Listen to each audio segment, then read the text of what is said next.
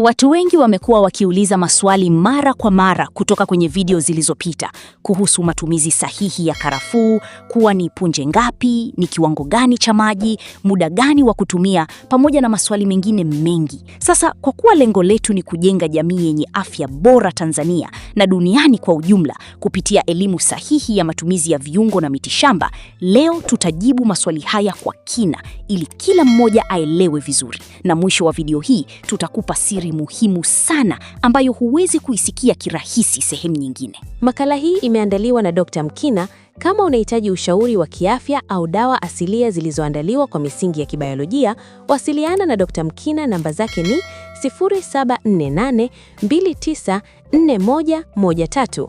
Pia zinapita chini ya screen ya video hii. Tafadhali, kama ni mara yako ya kwanza kuona video zetu, na kuomba sana bonyeza neno subscribe chini ya video hii na kuwasha alama ya kengele iliyopo pembeni yake ili uwe wa kwanza kuona video zetu pale tunapoupload. Swali la kwanza, tunapaswa kutumia maji kiasi gani? Kwanza kabisa, lazima uanze na msingi sahihi wa maji unayotumia. Kitaalamu, kipimo kinachoshauriwa ni kikombe kimoja cha wastani, ambacho ni sawa na mililita 250 hadi 300. Kiasi hiki kinatosha kubeba virutubisho vya karafuu bila kuufanya mwili upokee mkusanyiko mkubwa kupita kiasi. Watu wengi hufanya kosa la kutumia maji mengi wakidhani wataongeza faida, lakini ukweli ni kuwa hupunguza mkusanyiko wa virutubisho na kufanya matokeo kuwa hafifu. Hivyo, zingatia ubora wa uwiano badala ya wingi wa maji. Swali la pili ni idadi ipi sahihi ya punje za karafuu? Karafuu zina kemikali hai yenye nguvu sana inayojulikana kama eugenol,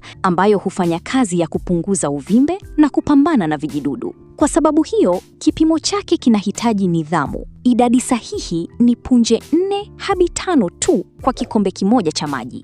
Usiongeze zaidi ukidhani utaongeza nguvu ya tiba, kwa sababu unaweza kusababisha muwasho wa tumbo au kuleta usumbufu kwenye ini. Hapa tunalenga kupata kiwango kinachosaidia mwili bila kuubebesha mzigo wa kemikali nyingi kupita kiasi. Swali la tatu ni njia gani sahihi ya kuandaa? Hapa ndipo watu wengi wanapokosea. Badala ya kuchemsha karafuu moja kwa moja kwenye moto, jambo ambalo hupunguza nguvu ya mafuta muhimu yaliyopo ndani yake, unatakiwa uchemshe maji kwanza peke yake kwanza. Baada ya maji kuchemka, ndipo uyamimine kwenye kikombe chenye karafuu zako. Kisha funika vizuri na uache kwa dakika 10 hadi 15. Njia hii inasaidia kuhifadhi mafuta muhimu ambayo ndiyo chanzo kikuu cha faida za karafuu. Hii ni hatua ya kitaalamu inayohakikisha unapata ubora kamili wa virutubisho. Ila ikiwa muda wako haukutoshi kulingana na majukumu, basi chemsha moja kwa moja, ingawa haitakuwa nguvu kama ukiloweka. Swali la 4, jinsi ya kunywa kwa usahihi. Baada ya kuandaa, hakikisha unakunywa maji haya yakiwa ya uvuguvugu. Epuka kunywa yakiwa ya moto sana, kwa sababu inaweza kuathiri mfumo wa ndani wa kinywa na tumbo. Kunywa taratibu kwa utulivu badala ya kuyameza kwa haraka, ili kuruhusu mwili kuyachakata vizuri kuanzia kinywani hadi tumboni. Kibiolojia, hii husaidia kuanzisha mchakato wa mmeng'enyo na kuruhusu virutubisho kufyonzwa kwa ufanisi zaidi. Swali la 5, ni muda gani sahihi wa kunywa?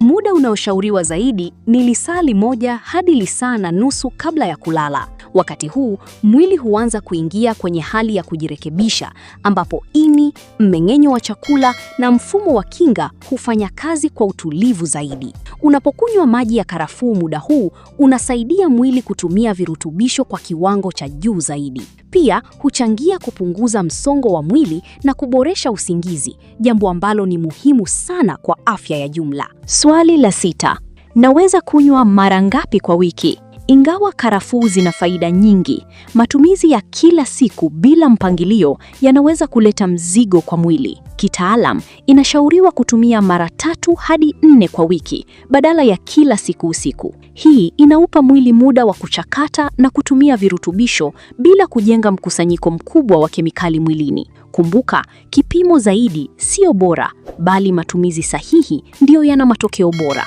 Swali la 7, je, unaweza kunywa asubuhi? Ndiyo, inawezekana kunywa asubuhi, hasa kama unalenga kuboresha mmeng'enyo wa chakula au kupunguza gesi tumboni.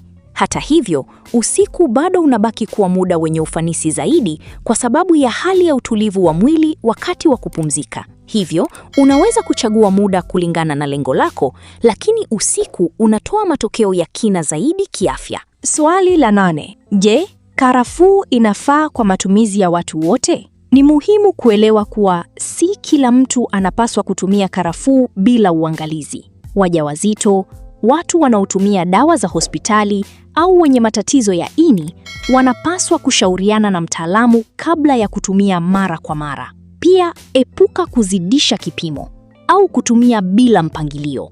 Lengo ni kusaidia mwili, si kuusumbua. Tumia kwa uangalifu na sikiliza mwili wako kila unapoitumia. Kitaalamu, matumizi ya maji ya karafuu yanapaswa kuzingatia kanuni ya dawa asilia zenye viambato hai vyenye nguvu. Karafuu zina kiambato kinachoitwa eugenol ambacho hufanya kazi kama kinga dhidi ya bakteria, fangasi na pia hupunguza uvimbe kwa kuathiri njia za kemikali za mwili zinazosababisha maumivu na uvimbe.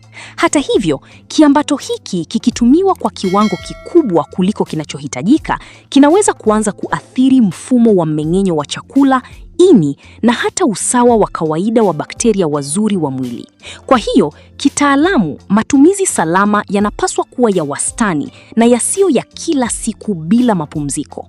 Mwili wa binadamu una mfumo wa kuchakata na kuondoa kemikali kupitia ini na figo.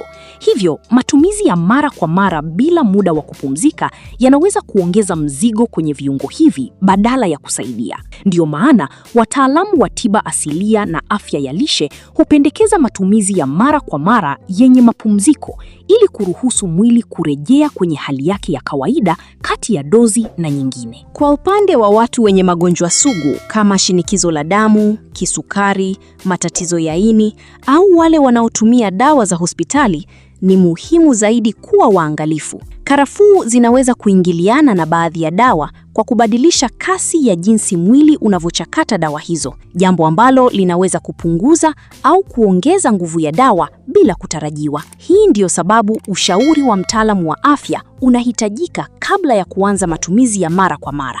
Kwa wanawake wajawazito au wanaonyonyesha, mwili hupitia mabadiliko makubwa ya homoni na mzunguko wa damu. Hivyo, matumizi ya viambato vyenye nguvu kama karafuu yanapaswa kuwa ya tahadhari zaidi ili kuepuka msukumo usiohitajika kwenye misuli ya tumbo au mabadiliko yasiyo ya kawaida kwenye mfumo wa uzazi. Hapa, usalama wa mama na mtoto unakuwa kipaumbele cha kwanza kuliko faida za ziada. Kwa ujumla, karafuu ni kiungo chenye uwezo mkubwa wa kusaidia afya ya mwili, kama kinga dhidi ya vijidudu, kupunguza uvimbe na kusaidia mmeng'enyo wa chakula.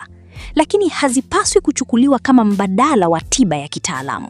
Njia bora ni kuzitumia kama nyongeza ya lishe yenye uwiano mzuri, pamoja na mtindo wa maisha wenye afya kama lishe bora, mazoezi na usingizi wa kutosha. Kitaalamu, mwili unahitaji vitu vya asili, lakini kwa kipimo sahihi, muda sahihi na uelewa sahihi. Hii ndiyo siri ya kupata faida bila kuathiri mfumo wa mwili kwa muda mrefu. Mpaka hapa hatuna la ziada.